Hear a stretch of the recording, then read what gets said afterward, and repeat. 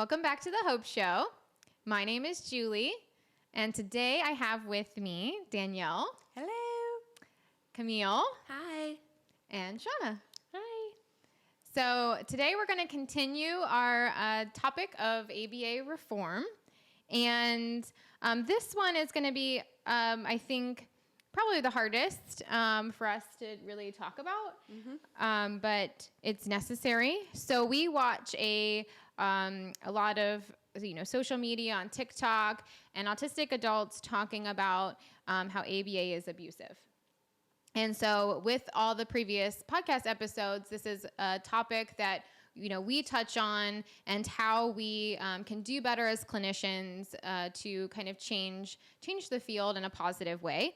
One of the things when I watch TikToks or different videos of autistic adults explaining how they feel and their experience in ABA, and the comments and the backlash and support too that they're receiving, one of the themes throughout the whole thing, to me as a social worker, when I kind of analyze that, is really comes down to the human is removed.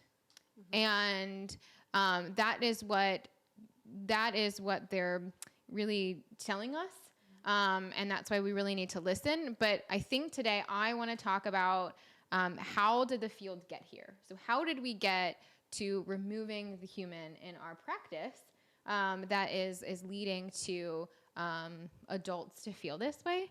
So I want to start with kind of the biggest thing. We talk about it all the time of what ABA is. And I don't want to, everyone tries to say, oh, there's all these myths in the field and different things like that. But one of the biggest thing I think that needs to be addressed is on what ABA is in terms of a theory in psychology versus in practical applications that happens in autism centers, things like that. So do you want to talk about? Yeah, I feel like this is something that I could talk about for hours, but what I will say is I feel like there's just this disconnect with the real definition of ABA, and it's not being separated from verbal behavior and discrete trial training. And it's like people are thinking if you aren't targeting verbal behavior or if you're not using discrete trial training methods, you're not doing ABA. I've had BCBAs say, well, ABA is verbal behavior, but they are separate things. You're using behavior principles, applied behavior analysis, to teach verbal behavior skills. That I can use behavior principles and teach other skills in other areas than just autism. And I think that's where the biggest thing is. That's just simply put, I guess. I don't know if you guys have anything to add to that. I don't want to ramble too much. So, well, I think that when we think about, discrete trial training, and in a previous episode, we talked about it being compliance training. Yes. And really the heart of every time there's something, a new way of doing ABA, we hear about all the time, like, oh no, we're doing this instead. We're using this model instead. But it all ends up essentially being the same with compliance training. So I don't want to go deep into the weeds on that, since we do have another episode on it. But one of the things I want to talk about in this episode is how does then compliance training, or what does that look like, and what is the impact on that in terms of people feeling like the human is removed? Yeah. So just thinking about, I think about demands. Yeah.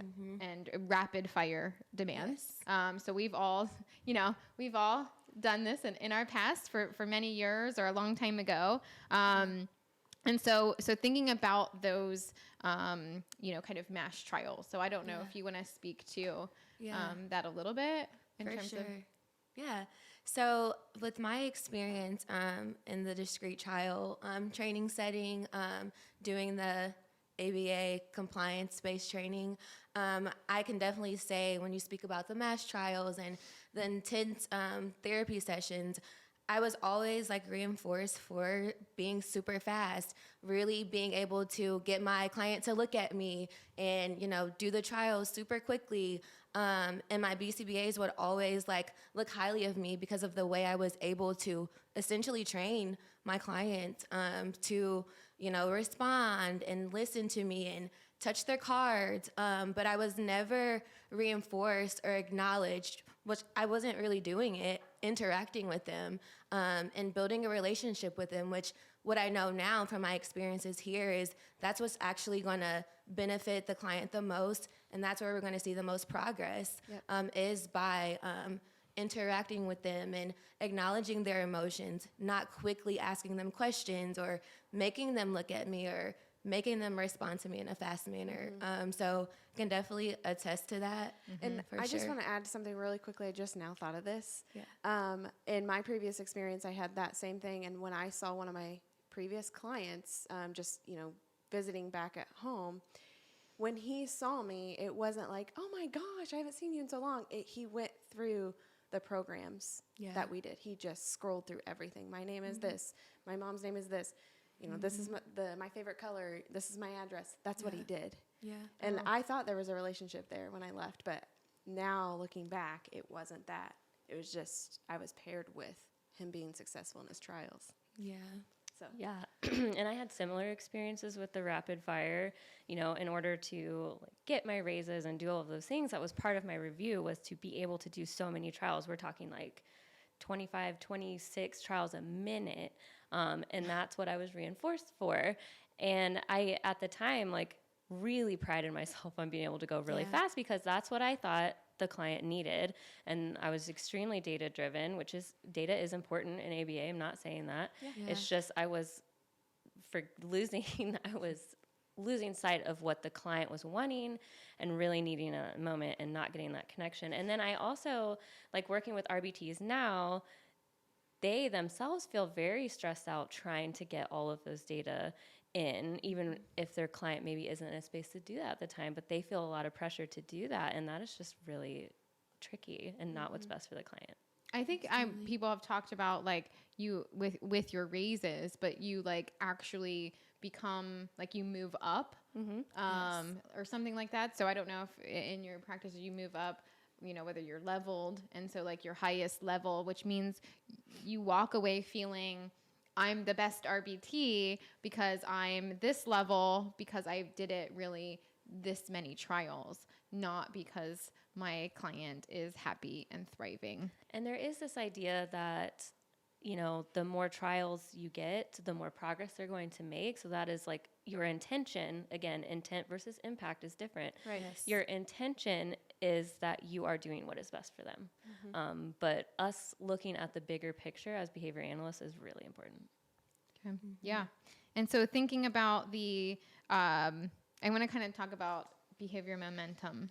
So when we think about not only just like rapid fire questions, but I've also, you know, seen and, you know, used to practice, you know, many, many years ago, that, you know, with doing things and asking questions, they already know the answer to. So one of the things when I had moved, I was trained in Lovos, which, you know, is common knowledge that I didn't like, and ruined all those programs because I just didn't like doing it. But one of the things was that it felt, I felt like it was insulting their intelligence.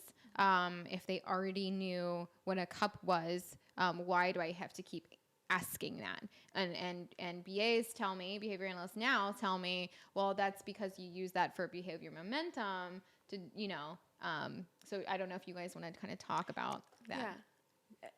I just wanted to say one thing. Yeah. And that was like, you know, when I was using it for behavior momentum, I wasn't thinking that it might be annoying for the client to like keep answering. I didn't even think about that. So I was just thinking that when you said that. It comes from the idea that you can get the person focused by doing that. So you are having them repeat something that they've already mastered to then get them going so that when you provide a challenge, they'll be able to do it. So that idea isn't wrong. It's how it's presented that can be traumatizing for the client or annoying to the client. So we actually do it. We create behavior patterns, but what it is creating competence through a pattern. So let me just rewind for a second. When we are all dysregulated, we usually turn to something that we're good at, and that has repetition. So some people might clean, some people might do the dishes, something that they know that they can do and is repeated, okay? So that helps you kind of regulate your body. And so what you might do at the Hope Source is you might actually, as a guide or as a BA, when a client is dysregulated, you might create some type of behavior pattern that they can join, but they don't have to join. It's usually nonverbal. It is something that they're competent in, that they know they can do, but not something that is demeaning or offensively too easy or anything, you know. But what we see when clients come from other places, we have actually seen when a client is dysregulated, scroll through all the demands that were given to them each time they were dysregulated. So it would be like, okay, now I'm feeling upset. Stand up, sit down, touch your nose, touch your head, clap your hands. And it's like over and over and over, and it's making that client more dysregulated. Again, the idea, the intent is good. Yes. But what happens is different. And so that's kind of where that whole behavior momentum comes from, and also to avoid escape too. So like, okay, you're engaging in this because you want to escape, so I'm going to keep placing demands so that you know you can't escape from me. So there's also like two parts to it, I think. So anyway, we do that. We call it pattern action activities, whether that be to target a goal or to regulate a client, but to consistently and constantly place demands is a whole different story. But I also think it's making sure, like, we would never also kind of one of our rules, you never ask a question you already know the answer to. Yes. So there isn't that, having something that is a regulating thing that you're doing doesn't involve you have to, or something like, you know, what's this, what's that, touch your nose, do those things that is kind of like really why. Because if you don't know why, and I can over time that keeps happening, then at what point as the client are you feeling like, I mean, I would just be so offended. I would just be so offended. And that's all I can really say is I understand, you know, how they are, you know, what they're expressing and how they're feeling, because I wouldn't want that myself. And so it would just be like, excuse me, who do you think I am? Because we know that it just as a field is an insult on their intelligence, to be honest, and a removal of their feelings. And I said the word feelings, I think. But are we allowed to say that? You're safe to say that. Yeah, and I think that just kind of goes back to the whole idea of the human is removed. Like when we think of behavior momentum and the intent behind it is we want them to be ready and feel competent on, you know, making their goal or meeting their, you know, target. But if you're repeatedly asking someone, take away like their diagnosis, take away the autism. If I was in that situation as a human, someone's repeatedly asking me something that they know I already know, I would be annoyed. I would be irritated. I would want to hit them, maybe. Like, and those things actually happen with our clients when we're presenting the behavior momentum in that way. It's about how you deliver it to them, like how we do. We set a pattern. Like, we don't force them to do it. We go at their pace. And I can feel like that's how we treat them as humans. You know, we're not removing who they are as a person. And we find that in those cases when a client does come to us and is in that state, when they're at their worst, they do repeat that. And we have to kind of, I don't want to use the word rehabilitate, but there is true trauma that comes from that we have to work through at the Hope Source, even after they've graduated from, you know, other places and other providers. They've already made all of these goals, but yet when they're under duress and in distress, they're just kind of, you usually, when your brain it is triggered, you go to the thing. You go to the thing that is the most traumatic. And if that is what is expressed, it is heartbreaking for us. But that is what the autistic community is talking about, that specifically. And the effect is, what are the long-term effects? And they're proof of the long-term effects of doing ABA that way. And I don't know if you've had a kind of a revelation. I can add to that. So I spend a lot of time in ABA reform. Like, this is kind of my jam. And so I spend a lot of time in the literature, reading the impacts of ABA, listening to autistic voices, hearing what they have to say. I write about all of these things, but I hadn't necessarily seen an adult that had had intensive ABA for a long time. And then when I started at the Hope Source, there are several adults there that have maybe had 10 or more years of classic ABA, if we want to call it that. And honestly, not with us, but yes, not with us. And, they came from other places, but I hadn't ever seen it in real life. We're talking adults. And it was devastating. It really was. And me as a behavior analyst, like I did classic ABA for years and years and years, and just did not understand the big picture and what the impact of what I was doing was having. So I feel like you could add to that a little more, but it was quite an experience. Yeah, and I think that it's going into the things that we have kind of been told, this is what you do. When I started in the field, everyone just said the word gold standard, and that is really how, there's good things that come from what is, evidence-based treatments, antecedent strategies, so many good things in ABA that is being used incorrectly. And that's what we're talking about, is how we got here. But how it was kind of warped into this, this removal of this person. And I think about, is where there isn't, more emphasis on understanding fight or flight.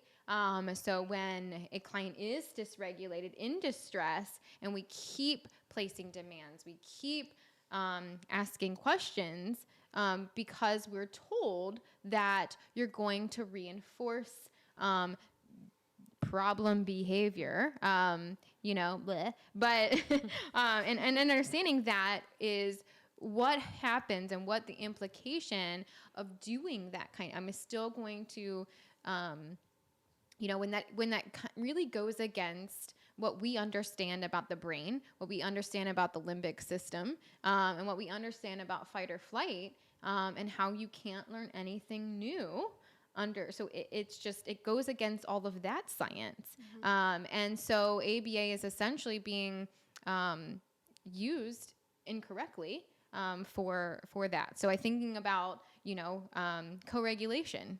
And so how many of you knew what co-regulation was? No Absolutely idea. not. Now it's like a buzzword in parenting, in like the parenting world. But yeah, I didn't know what it was.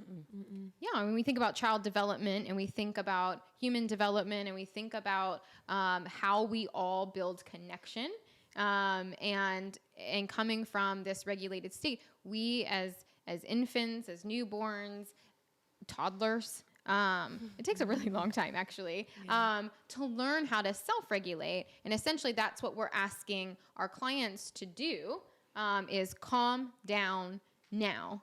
Okay. And I think you showed me a video once of the mom who was, it was a TikTok where she was pretending to be the child, and then she was the parent, and it was, the child was in distress, thinking their whole world is coming down, and then she closes the door and says, "Come out when you're calm."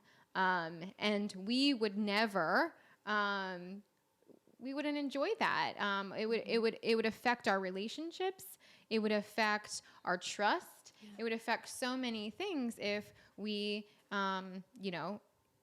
if that is how, when we're at our worst, someone walks away from us, or someone ignores us. So we think about all the ignoring. This, like, as a behavior analyst, this was a really tough concept for me to grasp in the beginning, because it's so, like, if I was taught and trained that if your client is crying or tantruming or whatever the problem behavior is, if you provide attention, then you could possibly be reinforcing that behavior. So, like, even breaking that out of that habit was a little bit difficult for me. But I think some of the examples that you've given before about, like, me as an adult, if I was in distress and somebody did something like that to me, or like, I mean, I've actually turned around. I've turned my back on kids before because I didn't want to reinforce the behavior, and that was just a really tough thing. But learning about co-regulation helped. It just took some time for me to, like, adjust. And, like, again, if we would treat adults like that, like, if I did that to you, if you were crying to me and I just was like, You just literally turned around. I'll look at you when you're calm, and I turn around. Like, I I hate you. Like, where's the connection there? Like, Well, just the trust. Well, one, you would never, that person is now that person's not safe. That person's not safe, not like they're physically hurting you or anything but that's who's safe with your emotions. Okay. And that's a very hard thing. And we have our clients with us, in some places 40 hours a week or more. And that is supposed to be their safe place where their emotions are, they trust people with their emotions, with their day. And we're literally turning our back on them. And some of them babies, some of them toddlers, but even if I don't care if you're 18 years old, if you are, if you're scared, if you're feeling incompetent, if you're feeling vulnerable, that's the last thing that you would need. And you're not, I promise, if you study the brain, you're not reinforcing anything if you're just like, don't hug the 18-year-old, but to let them know I'm here for you. Yeah, comfort. Comfort. And again, like, it doesn't have to be physical. I've witnessed just sitting next to a client in distress and seeing the empowerment and just that, and just, like, listening to them and just hearing them out, just sitting there. I don't have to say anything. I don't have to reinforce you with my words. Just being there with you is enough. And I've witnessed it as a behavior analyst. Yeah. And you don't have to place demands to help them calm. Nope. I forgot that was a thing Yeah. that I've done. Like you said, Behavior momentum. Behavior momentum they need time. No. Yeah. And I think about, okay, so we were just talking about trust that comes from, being there, really validating your emotions and how you're feeling. So I want to kind of talk about the first thing when a client comes into ABA is this word called pairing. So as a social worker, we use the word rapport, building rapport. So I never heard of pairing till I got in the ABA field. And so building rapport is it's a long-term process really to build trust. So you don't just if you came in for counseling with me right out of the gate, I'm like, okay, tell me your deepest, darkest secrets. You're going to be like, who are you, lady? That's just not how it works, like, who am I? And it's about, especially if you're coming usually to therapy, there's trust issues there's relationships, everything comes down to that, really. So, what is pairing and how is it really different than building rapport, which is essentially building trust, building a connection? All of that is pairing the same thing in theory or in practice. I think that I don't know that a technical definition, maybe you guys do, but the practice is different than what I think the intent is. Yeah. I think essentially pairing is we really look at a lot external, like, reinforcers, things like toys, games. Essentially, pairing is taking the individual, the therapist in this case, the RBT, and pairing themselves with the fun things. So when you come in as a client, I'm going to take these toys, I'm going to take myself, I'm going to play with them, and I'm going to just really make you excited for those things. I'm going to make you want to be around me because I have these fun things. So I'm taking myself as a person and I'm pairing myself with those fun things so that when it is time to do your work or go to the table for your trials, you're going to want to do it because you know that I am the giver of all good things, which is another way you might hear pairing is the giver. Shauna, you know more about that than me, but I'm the giver of fun things. The giver of all good things. I hear when you're saying it like that, to me, I'm hearing like this power differential. And when you are this giver of things and the person who's making you say things, making you perform, making you do the thing to get these things. And then we wonder why they come out as an adult, essentially, and have, what is their feeling of value, their feeling of actually empowerment and self-empowerment, and to be able to do anything without either being told what to do, being prompted, but also like, how do you trust your judgment and your decision making as a human being if there is this, I don't know, that was kind of off topic, but that's what I kept hearing when you're like, I'm the giver of the things, and now I have power over you. Well, also you won't do anything until like, well, what's my reward after I do this? That's which is a whole nother episode. I know.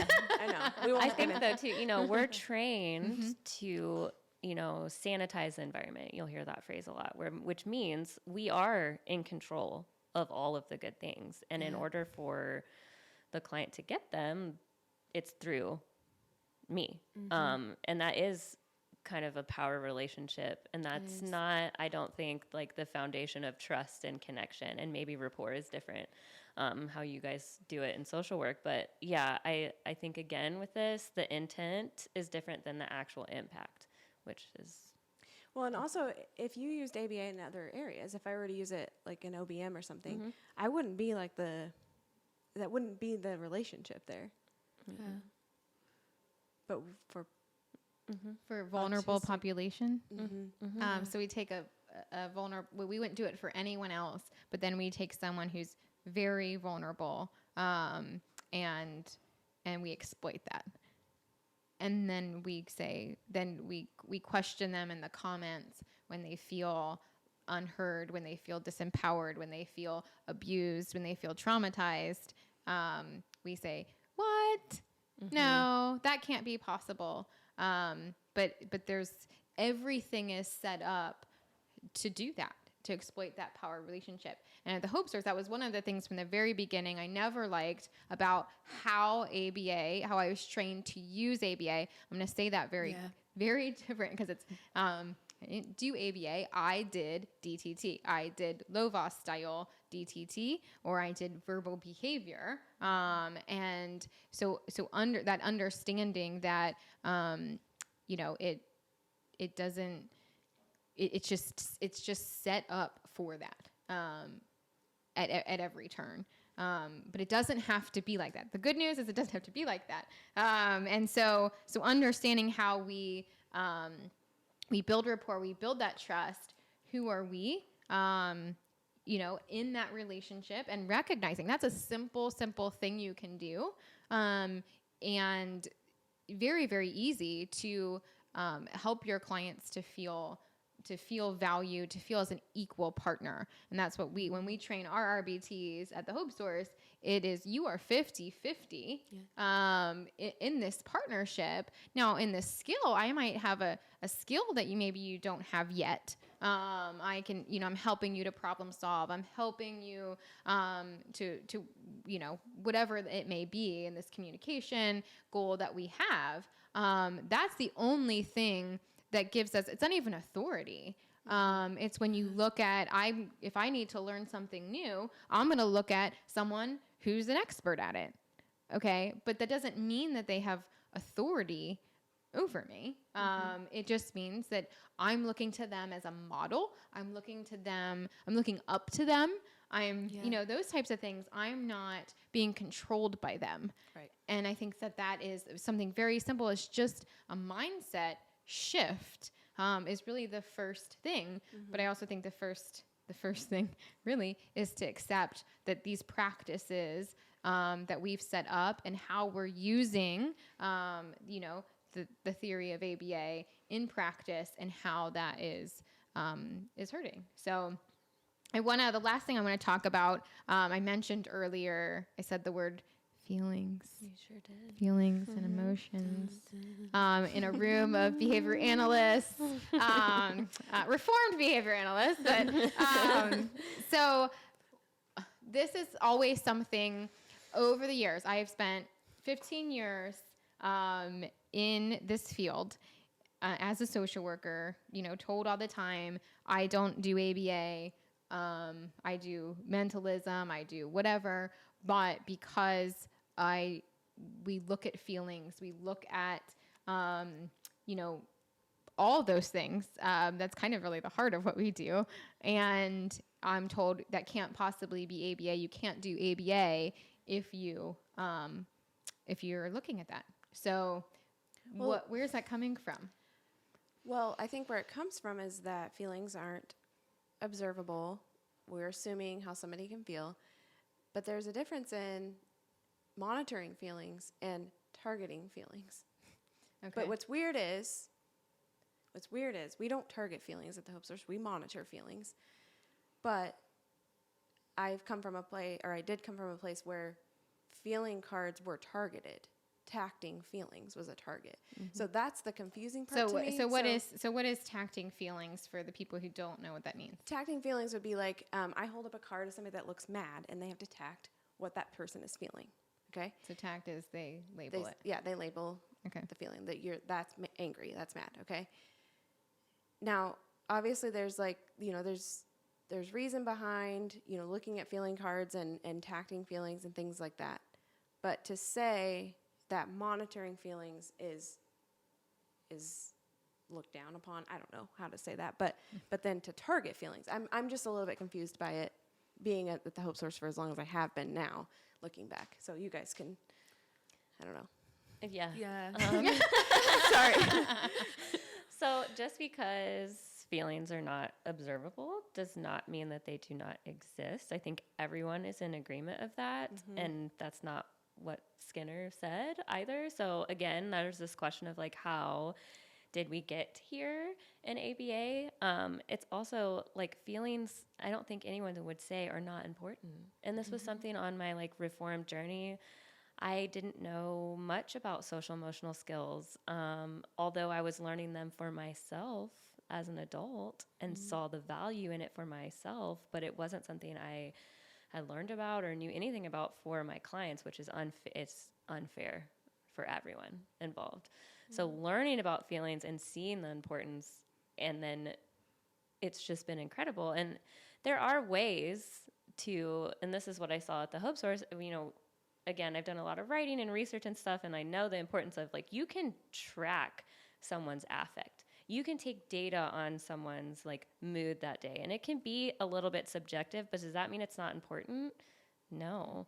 And you guys can add to that. And that is something that is on every single data sheet at the Hope Source. And it's really exciting to see, that feelings are important. You can take data on them, and then what is done with it later is also important. So. Well, I think that it is a critical data point. So while we may have, I'm not exactly sure they're coming in, especially if they're a very new client, we wouldn't know that anyway. We wouldn't know how to subjectively, I don't know, subjectively Observe. Yeah, whatever. To observe it properly, or to be as accurate as possible. But if a client comes in and they seem lethargic, they seem depressed, they seem excited, all of those things, I would probably argue as a social worker that they are observable, but for the sake of this argument, we won't say that. And so, but if this point comes in and over I'm seeing that, or when we switch to the afternoon and they're taking the new data point on mood, that tells me if they were regulated or if they were in a classroom or a different environment, and all of a sudden this has changed. This is just interesting information, but it might tell me something. Yeah. I may not always be able to use it, but when it is a powerful thing to understand what's happened here. Is this RBT pairing? Is this person, maybe this person's negative and we don't know. And I see that every time they get, to their afternoon, it's just interesting data. I think it's really, really important data, and we use it for a lot of different reasons. But it should be there. And behavior analysts shouldn't be afraid. Be afraid of taking those data points or looking at observable, because obviously there's things that are observable. If you're mad, if you're excited, if you're happy, all of that is observable. I may not know why. Yeah. The why is not observable, but the actual feeling is. So, well, and I'm sorry. Go ahead. I was going to say another way that you would use it is if we are having the RBTs monitor that each time, then you start to get to know your client, then you're going to be more in tune with your client and know, like, okay, their body language is telling me that they, maybe they had a rough night, or, they're lethargic. I'm going to present things differently than if they come in ready to roll. Yeah. Because if I'm exhausted and I come into work and Julie's like, I need you to do this and this and this, I might actually be able to say, can you just give me like 5 seconds? I need to get some coffee. I need to get a snack. Then I'll be ready to roll. But right now I can't. But if I wasn't able to communicate that and she was just pushing, I might lose it. Or if I saw that and I ignored it. Yeah. You're going to quit your job eventually, because I'd be a terrible boss.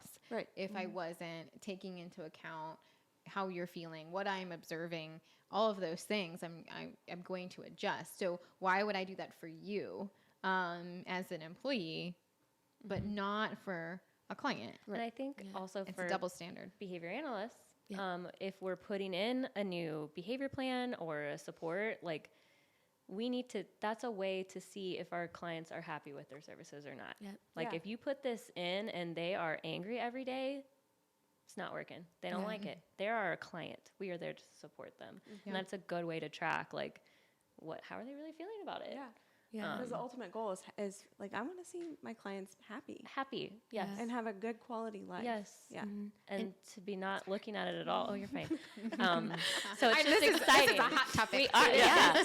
Go ahead. No, I was going to say, even to add on that, like, as a behavior analyst and, wanting to, like, look at data, even if we look at, like, our treatment plan goals as well, like, being able to analyze their mood, that can show, like, how they're progressing on their goals. Like, if they're coming in angry every day, we're going to see in their data that they may not be, like, performing well. So we might just have to adjust, like, how we're presenting, like, targets, so that their mood can affect how their, treatment goals are going as well. Yeah, absolutely. What do you mean? Taking the human into the account as they are, meeting them where they are, valuing that the things that happen in life, that we would want the same grace. We would want someone to do that for us. And so I think that it makes sense. It makes sense that if you're not doing that, why our clients grow up to feeling like what happened to me. Yeah. And so I think that this is a hard thing. This is a hard thing for the field, and people don't, we're going to get comments, or we're going to get people, upset with what we're saying, but there are so many things that can be done, in just small ways, that will make a huge difference. But it's time to make that shift. The field has to make that shift. It's just, we have to do it. There is no choice. Yeah. We have to quit dismissing. I think it's to put our feelings aside of things, when we've talked about the things that we've done in the past, that we don't, that we no longer agree with, or that we're coming to terms with. And that's okay. And we can't do better if we're going to not look at those things. So that's what we're going to challenge, as we continue to do more episodes on the topic. And we look forward to seeing you next time.